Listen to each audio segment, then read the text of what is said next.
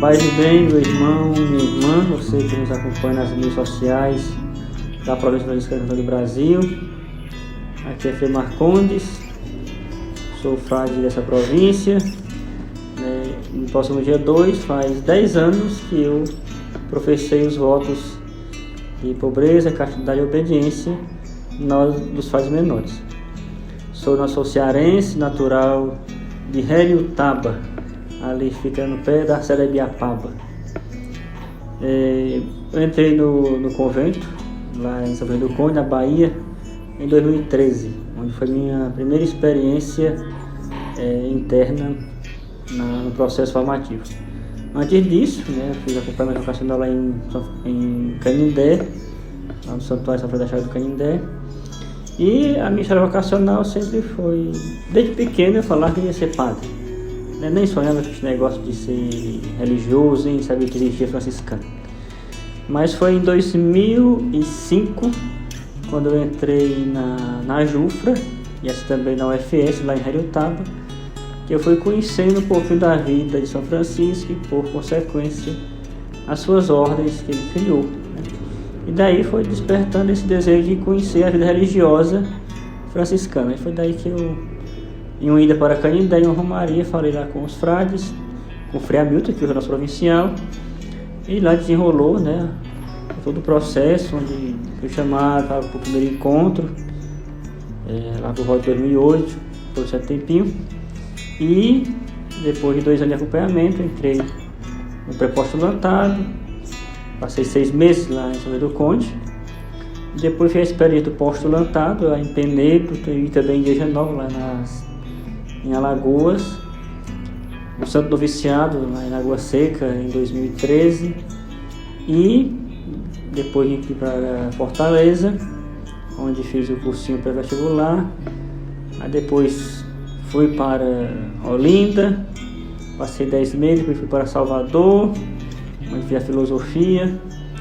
Aí depois tive a experiência do estágio fraterno missionário, que foi mais uma vez lá em São Pedro do Conde. E depois, em 2018, finzinho do ano, vim aqui para Fortaleza, onde fiz a teologia e concluí ano passado, uma experiência muito marcante. Você, por meio do estudo, tanto da filosofia quanto da teologia, conhecer melhor a Deus e assim melhor servi-lo e servir a comunidade.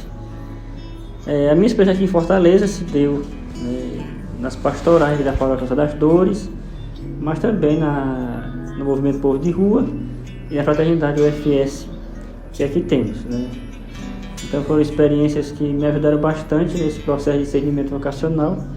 Aqui em Fortaleza, em 2020, eu professei os votos efetivamente de castidade, sinceridade própria e obediência. E nesse ano, 2023, com a graça de Deus, no dia 5 de fevereiro, serei ordenado diácono para o serviço da igreja e seu povo. É uma experiência nova, que é a confirmação daquilo que a gente já vive, daquilo que a gente já estudou, daquilo que a gente já reza. É abraçar o ministério ordenado na dimensão do Cristo servidor. Jesus, em todo o seu evangelho, se mostra como aquele que veio para servir e não ser servido. Então, o diácono na igreja quer ser essa expressão, pelo objeto da ordem, do Cristo servo, que tanto serve na liturgia da sua igreja, como também nas pessoas, sobretudo aqueles que mais precisam. Que é o serviço da caridade, que tem toda hoje um leque de significado do que é caridade para com o próximo, Tanto daqueles que padecem a questão da fome, daqueles que padecem a questão de escuta espiritual, uma busca de sentido, daqueles que estão pelas ruas, enfim, é o serviço da caridade em que a igreja, desde a antiguidade, instituiu para servir seu povo, sobretudo os que mais precisam. Resgatando o que eu falei sobre as etapas de formação, cada etapa com a sua identidade, sua natureza, tem seus pontos marcantes. Se a gente vê logo nos primeiros anos de convivência, a questão do conhecer os outros, deixar conhecer, abrir mão de algumas coisas que você tem como grande verdade, mas quando você coloca em confronto com aquilo que deseja ser almejado, é pequena, então tem que se deixar de lado e abraçar aquele projeto maior que Deus vai revelando na vida comunitária. Isso a gente aprende no postulantado. No Vicério a gente destaca muito a questão do recolhimento, da oração. É lá onde a gente vai juntando as coisas para levar para a vida, né? Não significa dizer que vamos levar com perfeição, levar com aprendeu, pronto, não vai mais errar, não. Você aprendeu, você juntou, mas serão bases para você caminhar como tendo referências, né, da oração, desse recolhimento, da intimidade com Deus. E nos votos temporários, no orado, você tem a dimensão do estudo, né? Aquela consciência que a gente aprende que Deus ilumina a inteligência, né? Ele se deixa conhecer, e não é apenas uma questão de uma ciência pela uma ciência, não é uma especulação racional meramente, mas é um modo também do Espírito agir na sua igreja, nas pessoas, onde é levado a investigar os vestígios de Deus, a sua ação na história, as pessoas, e assim, vamos dizer assim, peneirar aquilo que é bom, né, e transmitir para o povo de Deus. E na formação permanente do qual a gente está, né, tem todo um leque que é uma retomada daquilo que já foi visto, em vista de se atualizar, né? Sempre tem que estar estudando, sempre tem que estar parando para meditar, né? Nesses dias, cheguei hoje lá de Canindé, fiquei de segunda até hoje no retiro para a ordenação, e uma dinâmica que o pregador usou, o Frei Edson, foi perguntando ao povo, né, e trouxe uns relatozinhos impressos a respeito o que é que o povo espera de um diácono da igreja, né? Essa é a maneira também de formação permanente, ou seja, se perguntar, se deixar questionar pelo povo o que é que eles esperam da gente, né? Então é um processo contínuo e sempre tendo as suas marcas, né? E em tudo isso sempre dá graças a Deus, porque é nesses meios que ele age.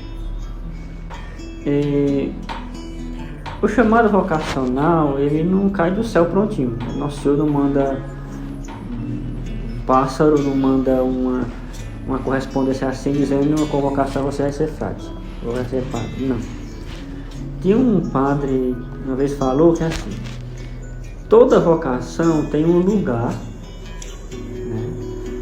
Tem um dia, né? Tem uma hora e tem pessoas envolvidas. E eu posso dizer que eu não sou diferente dele e dos outros. Todos nós.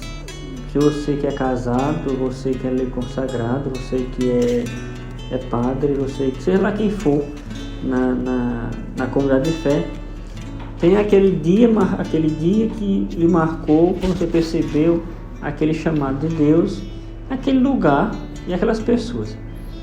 Eu costumo dizer que foi naquele percurso, né, de ir para a missa com minha mãe, e na catequese, na crisma, né, e aqueles envolver-se, né, naquele mistério que é Deus mesmo que coloca, e perceber que alguma coisa lhe atrai, alguma coisa lhe chama a atenção em meio a tantas propostas, em meio a tantas situações, mas que lhe chama mais atenção e você vai se envolvendo, né, até o dia de você dar um primeiro passo. Então eu digo que um ponto assim chave mesmo para confirmar esse dia, esse lugar, essas pessoas, foi quando eu entrei lá na JUF e depois no FS, naquele ambiente. E assim, para mais confirmar um pouquinho mais esse negócio de vocação, foi quando eu também fui ajudar na catequese, lá na comunidade, na capelinha São Sebastião, né, no grupo de catequese. Então seria ali os primeiros passos de ir confirmando na fé, de transmitir, né, a fé, ensinar os elementos da fé àquelas crianças, que eu fui confirmando que Nosso Senhor está me chamando para esse estado de vida consagrada, né, e também, por consequência, o ministério ordenado na igreja. Nesse processo vocacional nunca é flores, né? Sempre tem espinhos, nunca é um caminho sempre reto, tem buracos, tem pedras, tem tocos, mas a gente, como diz São Paulo, que se expressa dizendo: sou o que sou pela graça de Deus. Ou seja, o processo vocacional tem que ser entendido na graça de Deus, porque do contrário se torna um processo egoísta, fechado, centrado em si mesmo. Eu costumo sempre dizer que nós não somos religiosos para nós mesmos, mas sim, primeiramente para Deus, né? E depois para o outro. Em nosso caso franciscano, a rede fraterna e a missão. E nesse caminho de altos e baixos, de dúvida, de medo, de insegurança, a graça sempre sustenta. Porém, tem horas que a gente acha que está sozinho, está no escuro, está na deriva, mas Deus nunca desampara, a sua graça acompanha, né? E ela não é algo abstrato, né? Ele manda pessoas, né? Pessoas concretas, confrades, pessoas amigas, outros consagrados que nos ajudam nesse processo de discernimento, de acolhida da graça de Deus. Escuta nesse processo de assimilação do que Deus chama. Nunca tudo é clarozinho que nessas luzes que nos ajuda na gravação. Vai acontecendo. Então, daquele primeiro início, daquele primeiro contato, né, com aqueles irmãos da UFS, da Jufra, o que ficava mais nítido da vida de São Francisco era a vida em comunidade, né?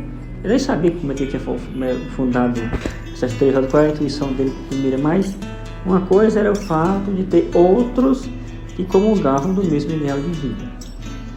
Outro elemento era o desejo dele de viver o Santo Evangelho, né? E essa vivência de modo simples, não simplório, mas simples, ou seja, despojado, para que o Evangelho fosse o centro da sua vida, ou seja, a orientação do seu ser. Então eu trago essas 2 dimensões da vida fraterna e do deixar-se envolver pelo Evangelho como o fio condutor que foi me norteando até os dias de hoje. Então, você que nos escuta, que nos assiste, nesse ano a Igreja do Brasil vivencia o seu 3º ano vocacional, né? A gente pode dizer assim, o ano de graça. Quando a Igreja dedica um ano para refletir, meditar sobre um assunto, é para chamar a atenção daquilo que é a nossa essência, né? Esse ano, principalmente sobre a questão vocacional, como outros anos sobre a família, os anos sobre a missão, e por aí vai. Esse ano, com esse ano vocacional, a Igreja quer chamar a atenção onde todos os batizados são vocacionados, ou seja, nós fazemos parte de uma igreja vocacional.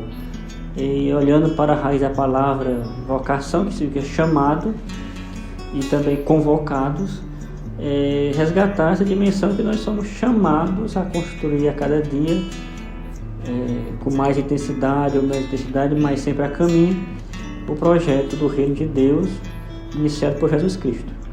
Cada batizado é chamado a configurar-se com Ele e, no hoje da história, deixar marcas daquilo que Jesus iniciou, no seu estado de vida como casados, no seu estado de vida como sacerdotes, no nosso estado de vida religiosa, enfim, de leigos consagrados.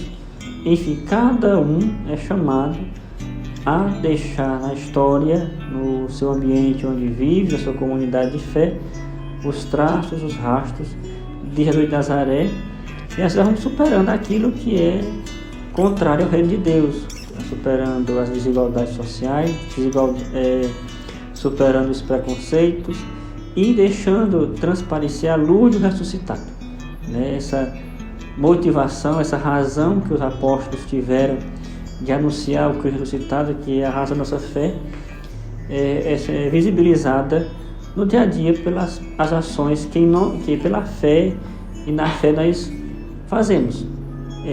Não é por nós mesmos, mas repito, por graça de Deus.